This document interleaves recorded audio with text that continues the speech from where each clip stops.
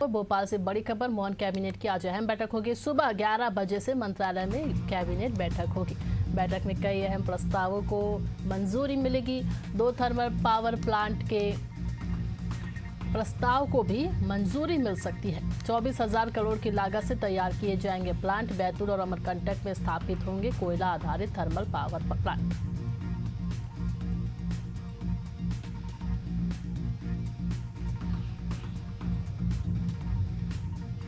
सुबह 11 बजे से मंत्रालय में ये बैठक आयोजित होगी। आपको बता दें, बैठक में कई अहम प्रस्तावों को मंजूरी भी मिलेगी। 2 थर्मल पावर प्लांट के प्रस्ताव को मंजूरी मिल सकती है। 24,000 करोड़ की लागत से तैयार किए जाएंगे ये पावर प्लांट। तो आज मोहन कैबिनेट की अहम बैठक। 24,000 करोड़ की लागत से पावर प्लांट तैयार किए जाएंगे।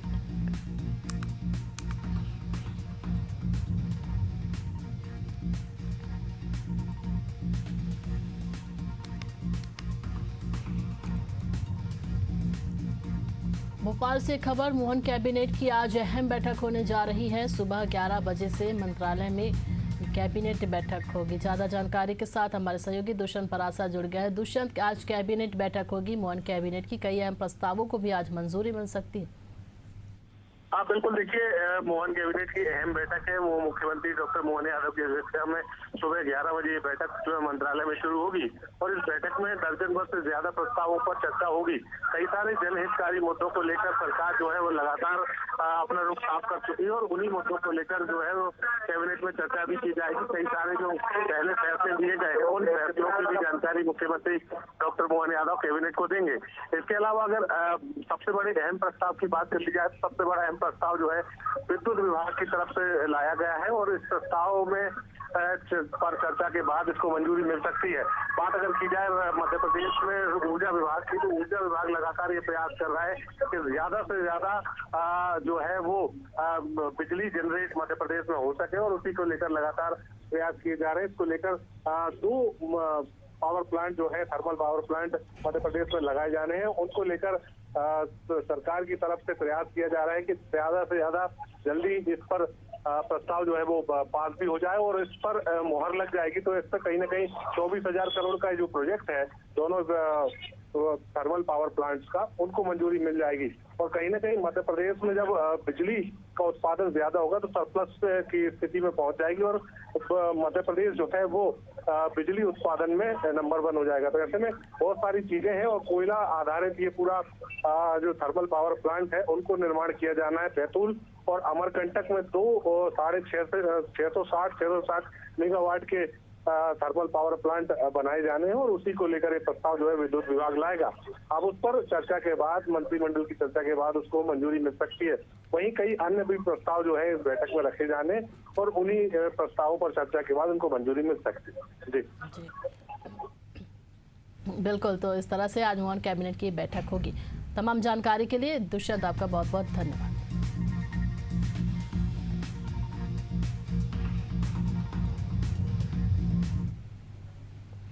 मंदसौर से अगली बड़ी खबर, बीजेपी जिला पदाधिकारी की कार्यकारिणी घोषित हुई है। बता दें आपको, मंदसौर जिले के 22 पद पर भाजपा पदाधिकारी की नियुक्ति। विनय दुबेला को भाजपा जिला उपाध्यक्ष के पद पर नियुक्त किया गया है। कदावर नेता शिवराज सिंह राणा को जिला महामंत्री के पद पर नियुक्त किया गया है। वहीं भाजपा जिला कार्यकारिणी में 5 महिला पदाधिकारी को मौका दिया गया है। तो भाजपा ने अपने जिला कार्यकारिणी में 5 महिला पदाधिकारी को मौका दिया है। आपको बता दें कि कदावर नेता शिवराज सिंह राणा को जिला महामंत्री के पद पर नियुक्त किया गया है। वहीं विनय दुबेला को भाजपा जिला उपाध्यक्ष के पद पर नियुक्त किया गया है। मंदसौर जिले के 22 पद पर भाजपा पदाधिकारियों की नियुक्ति हुई है। बीजेपी जिला पदाधिकारी की कार्यकारिणी घोषित हुई है। 22 पद पर भाजपा पदाधिकारियों की यह नियुक्ति, अलग अलग पद सभी को दिया गया है। भाजपा जिला कार्यकारिणी में 5 महिला पदाधिकारी को भी मौका दिया गया है।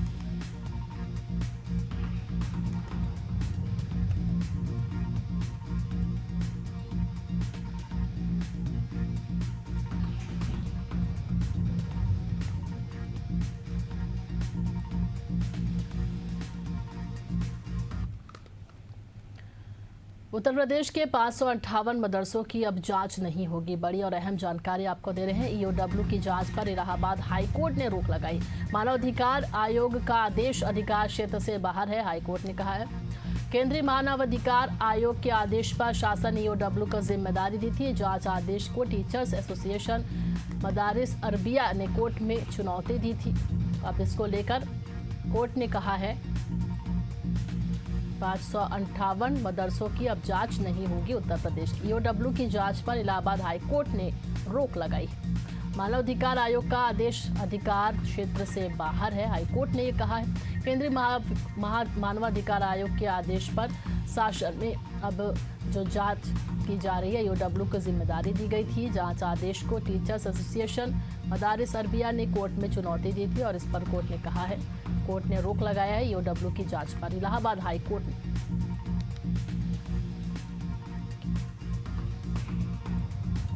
ज्यादा जानकारी के साथ हमारे सहयोगी अभिषेक शर्मा हमारे साथ जुड़ गए। अभिषेक, मदरसों को लेकर अब हाई कोर्ट ने रोक लगा दी है, क्या कुछ है इस पूरे मामले को लेकर जानकारी? देखिए, उत्तर प्रदेश की योगी आदित्यनाथ सरकार ने भी मदरसों की गंभीरता से जांच कराई थी और कई सारे मदरसे ऐसे पाए गए थे जिनको फंडिंग की जा रही थी, लेकिन वो फंडिंग कहाँ से हो रही थी और कौन किस तरह की फंडिंग कर रहा था, उससे भी कई सारे सवाल उठ रहे थे। अब देखिए, प्रदेश के 558 जो अनुदानित मदरसे हैं उनको हाईकोर्ट से बड़ी राहत दी गई है। ये जो 558 मदरसे हैं जिनको सरकार के द्वारा अनुदान दिया जा रहा है, ईओडब्ल्यू द्वारा की जा रही जांच पर हाईकोर्ट ने रोक लगाई है। मानवाधिकार आयोग का आदेश अधिकार क्षेत्र से बाहर है, ये कोर्ट ने कहा है। बाराबंकी निवासी मोहम्मद सलाह अंसारी की शिकायत पर यह जांच शुरू हुई थी और केंद्रीय मानवाधिकार आयोग के आदेश पर शासन ने ईओडब्ल्यू को जिम्मेदारी दी थी। जांच आदेश को टीचर्स एसोसिएशन मदरसा अरबिया ने कोर्ट में चुनौती दी थी और मदरसा मदीनतुल उलूम जलालीपुर बनारस की प्रबंध समिति भी इसमें पक्षकार बनी थी। तो आदेश से 558 मदरसों को जांच से राहत मिली है। देखिए, अनुदानित मदरसों के लिए जांच के लिए यहाँ पर याचिकाएं दाखिल की गई थी और जो गैर अनुदानित मदरसे हैं उनकी पहले ही जांच हो चुकी है। देखिए, कई तरीके के मदरसे प्रदेश में संचालित है, लेकिन सबसे बड़ी बात है कि जिस तरह से मदरसों को लेकर सवालिया निशान खड़े हो रहे हैं, जिस तरह से मदरसों पर सवाल खड़े हो रहे, जांच की मांग हो रही, ऐसे में मदरसों को लेकर जो सियासत है वो भी किए गए। हालांकि अभी 558 अनुदानित मदरसों के जो शिक्षक है उनको राहत दी गई है कोर्ट के द्वारा, लेकिन कहा जा रहा है कि मामला अगली अदालत में भी ले जाने की तैयारी में है जो याचिका करता है। तो जो अनुदानित मदरसे हैं, जो गैर अनुदानित मदरसे हैं, इन सभी पर सरकार की बारीक नजर है और लगातार इनकी जांच की जा रही है। कई अनुदानित मदरसों में भी गड़बड़ी पाई गई थी, उनकी भी जांच की गई और जो गैर अनुदानित मदरसे थे जिनमें बाहर से फंडिंग की खबरें थी, उन पर भी अभी हाल ही के दिनों में नेपाल बॉर्डर से सटे अवैध मदरसों पर बुलडोजर चला। तो इस तरह की कार्रवाई लगातार जारी और मदरसों को लेकर ये जो याचिकाओं और शिकायतों का दौर है वो भी प्रदेश में लगातार जारी। जी शुक्रिया अभिषेक तमाम जानकारी के लिए।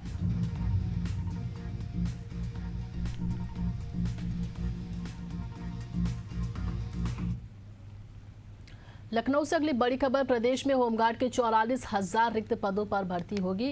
इंटर पास युवा ही कर सकेंगे अब आवेदन। पहले हाई स्कूल थी इसकी योग्यता, शासन को शैक्षिक योग्यता बढ़ाने का प्रस्ताव भेजा गया। अधिकतम आयु सीमा 45 वर्ष से घटाकर 30 वर्ष करने का प्रस्ताव रखा गया। शारीरिक दक्षता परीक्षा के नियमों में भी बदलाव किया गया। पुरुषों को 25 मिनट में 4.8 किलोमीटर दौड़ना अनिवार्य होगा, वहीं महिलाओं को 14 मिनट में 2.4 किलोमीटर दौड़ना जरूरी होगा। तो प्रदेश में होमगार्ड के 44,000 रिक्त पदों पर अब भर्ती की जाएगी। इंटर पास युवा ही अब इस पर आवेदन कर सकते। पहले हाई स्कूल से भर्ती थी, अब शासन को शैक्षिक योग्यता बढ़ाने का प्रस्ताव भेजा गया। अधिकतम आयु सीमा इसमें 45 वर्ष से घटाकर 30 वर्ष करने का प्रस्ताव है। साथ ही शारीरिक दक्षता परीक्षा के नियमों में भी बदलाव किए गए हैं।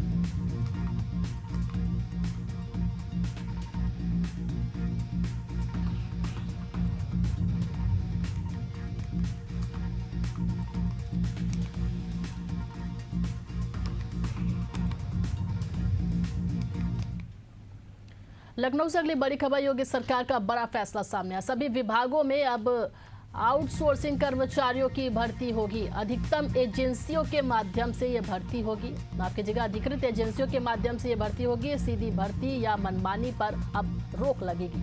तो अधिकृत एजेंसी है, उनके माध्यम से ये भर्ती की जाएगी। अब जो सीधी भर्ती होती थी या मनमानी होती थी, उस पर अब रोक लगी है। योगी सरकार का ये बड़ा फैसला। सभी विभागों में आउटसोर्सिंग कर्मचारियों की भर्ती होगी। अधिकृत एजेंसियों के माध्यम से ये भर्ती होगी। सीधी भर्ती या मनमानी पर रोक लगेगी।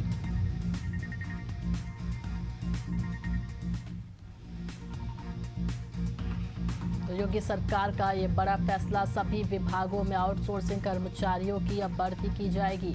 साथ ही ये भर्ती अधिकृत एजेंसियों के माध्यम से की जाएगी। सीधी भर्ती पर या मनमानी पर अब रोक लगेगी।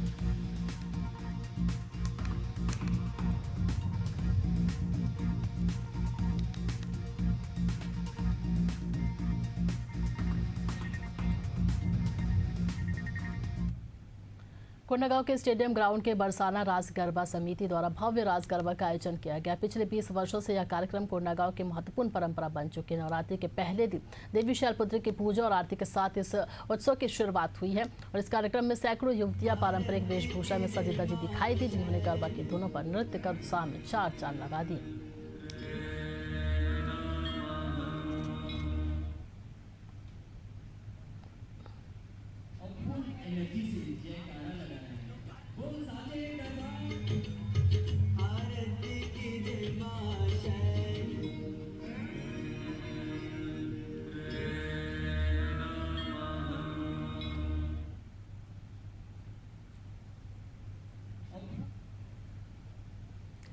गोंडा के मनकापुर कोतवाली के इंस्पेक्टर निर्भय नारायण सिंह का एक वीडियो सोशल मीडिया पर वायरल हो रहा है। वीडियो में वह खुद को इलाके का सबसे बड़ा गुंडा बताते नजर आ रहे हैं। इस पर लोगों ने सवाल उठाए हैं कि जब कानून के रखवाले ही गुंडाई करने लगे तो आम जनता किसके पास जाएगी।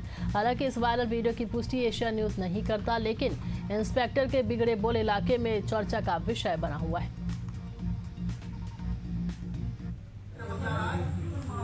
तुम नाम नोट करके दो।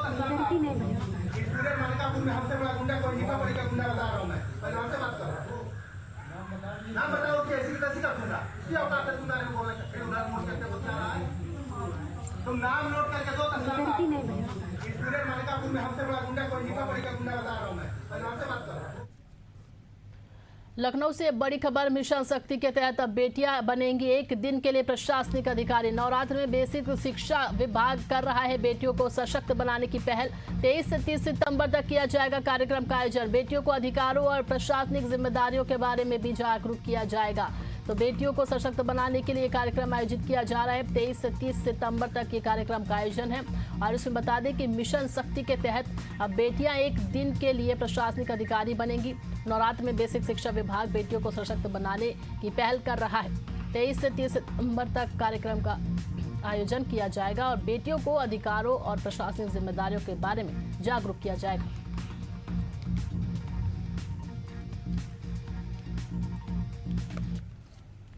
लखनऊ से अगली खबर। चुनावी खर्च का ब्यौरा न देने पर अब गाज गिरी है। राज्य निर्वाचन आयोग ने 127 राजनीतिक दलों को नोटिस जारी किया है। आजाद समाज पार्टी समेत कई दलों को नोटिस दिया गया।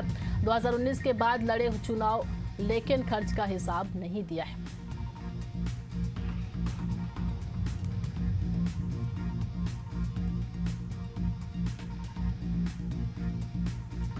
तो चुनावी खर्च का ब्यौरा नहीं देने पर अब नोटिस जारी किया गया है। 127 राजनीतिक दलों को राज्य निर्वाचन आयोग ने, आजाद समाज पार्टी समेत कई दलों को ये नोटिस भेजा गया। 2019 के बाद लड़े चुनाव, लेकिन खर्च का हिसाब नहीं दिया गया। इस पूरे मामले को लेकर अब नोटिस जारी हुआ है।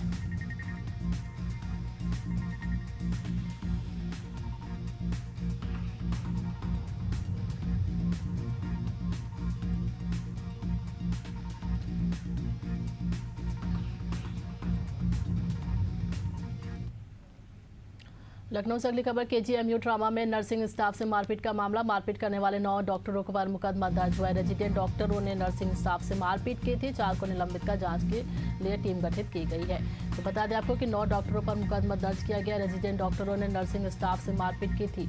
वहीं 4 को निलंबित कर जाँच के लिए टीम गठित की गई है।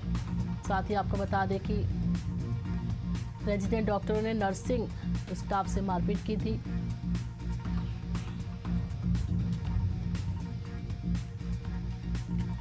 वहीं 4 को निलंबित कर अब जांच करने के लिए टीम गठित की गई है।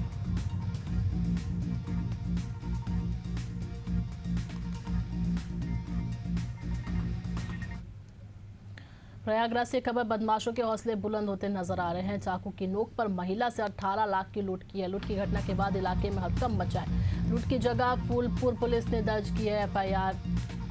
फूलपुर थाना क्षेत्र के बीरगाजी गांव की पूरी घटना।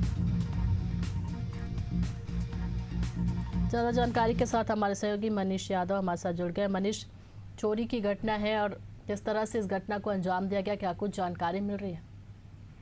आपको बता दूं, देखिए प्रयागराज के गंगानगर इलाके में कानून व्यवस्था पूरी तरह से फेल हो चुकी है। सुरक्षा के तमाम बड़े बड़े दावे भी फेल हो चुके हैं। फूलपुर इलाके में आए दिन हो रही लूट, चोरी, छिनैती और हत्या जैसी गंभीर घटनाओं ने पुलिस पर कई गंभीर सवाल खड़े कर दिए हैं।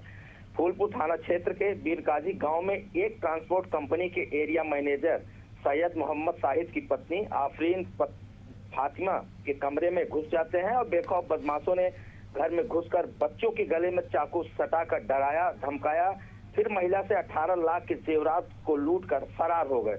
भुक्तभोगी महिला ने तहरीर देते हुए बदमाशों के खिलाफ कार्रवाई की मांग की है। वहीं सूचना पर पहुंची पुलिस ने मौका मुआयना किया। भुक्तभोगी महिला का आरोप है कि फूलपुर पुलिस ने लूट की जगह चोरी का मुकदमा दर्ज किया है। पुलिस की इस कार्यप्रणाली को लेकर ग्रामीणों में गहरी नाराजगी भी कहीं न कहीं देखी जा रही है और ग्रामीणों ने बदमाशों के खिलाफ कड़ी कार्रवाई करने की मांग की है। सूत्रों का दावा है कि इफ्को चौकी से महज कुछ ही दूरी पर बदमाशों ने लूट की वारदात को अंजाम दिया है। अगर रात में पुलिस शायद गश्त करती तो इतनी बड़ी वारदात फूलपुर इलाके में ना होती। पुलिस की लापरवाही का खामियाजा अब आम जनमानस को कहीं ना कहीं भुगतना पड़ रहा है। पुलिस के लिए देखिए एक बड़ी चुनौती है कि बदमाशों को कैसे पकड़ती है। क्या फूलपुर पुलिस इन बदमाशों पर लगाम लगा पाएगी या फिर ये बेखौफ बदमाश घटना पे घटना को अंजाम देते हुए नजर आएंगे? जी शुक्रिया मनीष तमाम जानकारी के लिए।